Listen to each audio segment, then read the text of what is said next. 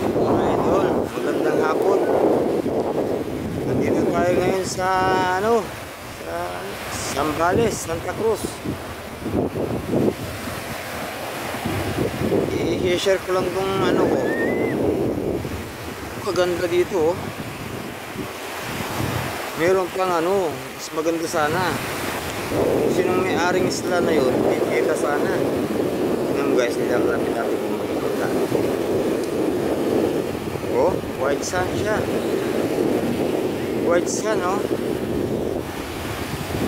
Oh, kita nyo mga idol. White sand. Pero dito, tingnan nyo, brown o black o ano man. Pero dun siya, oh. White sand. Ngayon, problema, bawal daw makatapak ng mga tao. Meron daw bantay dyan. Bawal daw pumunta dyan. Hindi natin alam kung anong meron dyan. Ba't pinabawal ang mga tao. Meron daw ang may-ari niya. Meron resort dyan. Kaso, sabi ng mga tao dito, bawal daw pumasok dyan. Bawal mapak. Meron daw mga guard dyan. Guard dyan. Ang ganda, oh.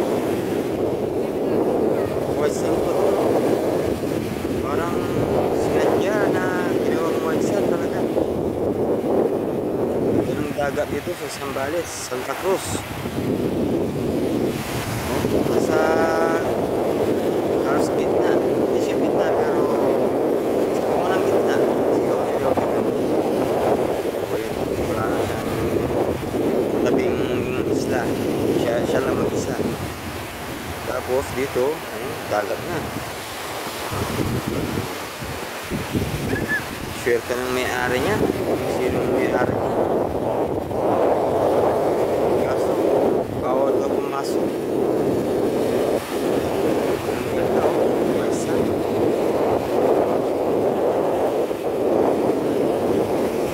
Tuwing summer daw, kumukumo daw ng mga tao dito.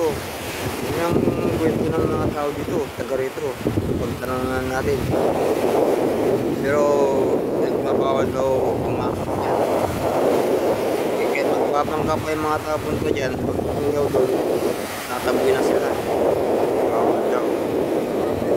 Hindi natin alam kung ginabawal.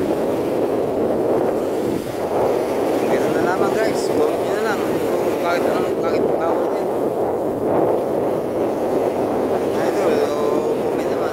Mayroon ko sino lang may-ari niya nakatira dyan. Ito Santa Cruz Zambales to. Wow, resort nalugi. Yung resort dito nalugi, sarado dahil nga wala na pumapasok na tao. Dahil nga sa sabi-sabing kwento niyan, yan naman talagang dinadayo nila eh. Yan dinadayo nila. Kaso mula nung pinagbabawal na niya lang pumasok dyan o tumapak sa buhangin na yan, wala na daw dito. Na daw pasok na tao. Meron man yung mga taga rito at mga bandang malapit-lapit sa bayan na to. Pero mga turista wala na. Dati daw daming turista dito. Ba't ibang mga Amerikano o ano man, basta. Pero ngayon, mula ang pinagbawal nila yan, wala na. Natigil na yung hanap buhay ng mga tao.